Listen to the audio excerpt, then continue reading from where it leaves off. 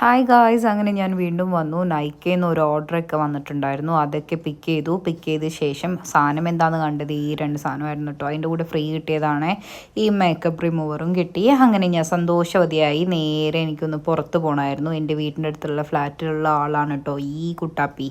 കണ്ടോ, ഒരു ശല്യമില്ല, കുരയുമില്ല, ഒന്നുമില്ല. ഇങ്ങനെ നോക്കി നിൽക്കും. പിന്നെ ഞങ്ങൾ രാവിലെ ആയപ്പോഴേക്കും ഞങ്ങൾക്കൊന്ന് കറങ്ങാൻ പോകണമായിരുന്നു. തട്ടേക്കാട് വരെ ഞങ്ങൾ വെറുതെ ഒന്ന് വണ്ടി ഓടിച്ച് പോയിട്ടോ. വേറൊന്നുമല്ല, വെറുതെ വീട്ടിലിരുന്ന് ബോറടി. പിന്നെ ആ ഏരിയ ഒരു വൈബാണല്ലോ. കാരണം നമ്മളെ ഈ എറണാകുളം തിരക്കും ക്രൗഡും എല്ലാം കൂടിയായി പ്രാന്ത് പിടിച്ചിരിക്കുന്ന സമയമായിരുന്നു. അപ്പോൾ ഞങ്ങൾ പറഞ്ഞു എന്നാൽ നമുക്ക് ആ ഒരു സ്ഥലം വരെ പോകാമെന്ന് വിചാരിച്ചു. അങ്ങനെ നേരെ വണ്ടി എടുത്ത് വിട്ടു കേട്ടോ. ആ ഏരിയ എനിക്ക് ഭയങ്കര ഇഷ്ടമാണ്. ഒരു കാമൻ കോയിനാണ്, അതുകൊണ്ട് ഭയങ്കര ഇഷ്ടമാണ് കേട്ടോ. അങ്ങനെ ആ ഏരിയയിൽ എത്തിയിട്ടോ. ഇതാണ് തട്ടേക്കാട്. വളരെ സുന്ദരമായൊരു ഗ്രാമം എന്ന് പറയാം. നല്ല രസമാണ് കേട്ടോ. അവിടെയാണെങ്കിലും ഉണ്ടല്ലോ എൻ്റെ പൊന്ന് ഗായ്സ്, റംബൂട്ടാൻ്റെ ഒരു കളിയാണ്. മരം മൊത്തം റംബൂട്ടാനാണ് കേട്ടോ. അതിനും മാത്രം ഈ വലയിട്ട് വെച്ചിരിക്കണതൊക്കെ റംബൂട്ടാനാണ് കേട്ടോ. ഏത് വീട്ടിൻ്റെ മുന്നിലും ഈ റംബൂട്ടാൻ്റെ ഒരു മരമെങ്കിലും അവിടെ കാണും. അത്രയും കൃഷിയൊക്കെ ഉണ്ട് കേട്ടോ. അങ്ങനെ ഞങ്ങൾ അവിടെ കുട്ടമ്പുഴ ആ ഭാഗത്ത് എത്തിയപ്പോഴാണ് ഇവനെ കുളിപ്പിക്കാൻ വേണ്ടി കൊണ്ടുവന്നിരുന്നത് കേട്ടോ. അങ്ങനെ ഇവനെയും നോക്കി കുറച്ച് കളിപ്പിച്ച് അതിന് ശേഷം പ്രകൃതി രമണീയമായ സ്ഥലങ്ങൾ ആസ്വദിക്കുക, അതാണല്ലോ നമ്മൾ വന്നിരിക്കണത്. അങ്ങനെ നല്ല വെള്ളവും കാര്യങ്ങളൊക്കെ ഉണ്ട്. അപ്പം നമ്മൾക്ക് തിരിച്ചു പോകണം. കാരണം ഞങ്ങൾ 7 മണിക്ക് ഒരു മൂവി ബുക്ക് ചെയ്തിട്ടുണ്ട്. അതെവിടെയാണെന്ന് വെച്ചാൽ കൊച്ചിയിൽ ലുലുവിലാണ് ഗൈസ്. അപ്പോൾ ബ്ലോക്കൊക്കെ താണ്ടി നമ്മൾ അവിടം വരെ എത്തണം.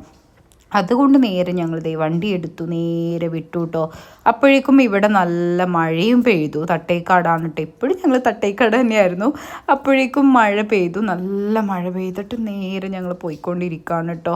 എറണാകുളത്ത് എന്താ അവസ്ഥ എന്ന് അവിടെ എത്തിയാലല്ലേ അറിയാൻ പറ്റുള്ളൂ എന്ന് വിചാരിച്ചിരിക്കുമ്പോഴാണ് ഗായ്സ് ഇതാണ് അവസ്ഥ. എറണാകുളത്തിൻ്റെ ഒരു രക്ഷയില്ല. എടപ്പള്ളി മുങ്ങി ബ്ലോക്കായിരുന്നു കേട്ടോ. ഞങ്ങൾക്ക് മൂവി കിട്ടും എന്നുള്ള യാതൊരു പ്രതീക്ഷയില്ല. കാരണം ഞങ്ങൾ വീട്ടിൽ നിന്ന് 6 മണിക്ക് ഇറങ്ങിയിട്ട് ലുലുവിലെത്തിയത് 7:15 7:25 7:15 മൂവി.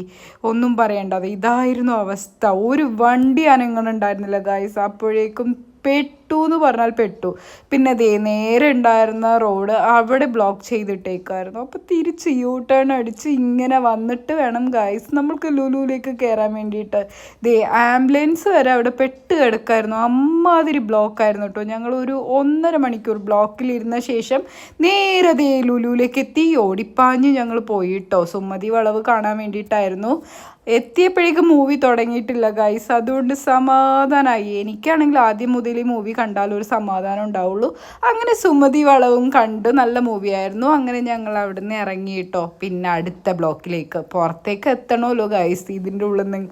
അങ്ങനെ നമ്മളെ പരിപാടിയൊക്കെ കഴിഞ്ഞു. ഞാൻ കോവയ്ക്ക ഉപ്പേരിയൊക്കെ ഉണ്ടാക്കി, ചോറൊക്കെ ഉണ്ടായിക്കൊണ്ടിരിക്കുകയാണ് കേട്ടോ. അപ്പോൾ ഇന്നത്തെ പരിപാടി ഇത്ര തന്നെ ഉള്ളൂ. അപ്പോൾ ഇഷ്ടപ്പെട്ടാൽ like and comment, subscribe. Okay, by.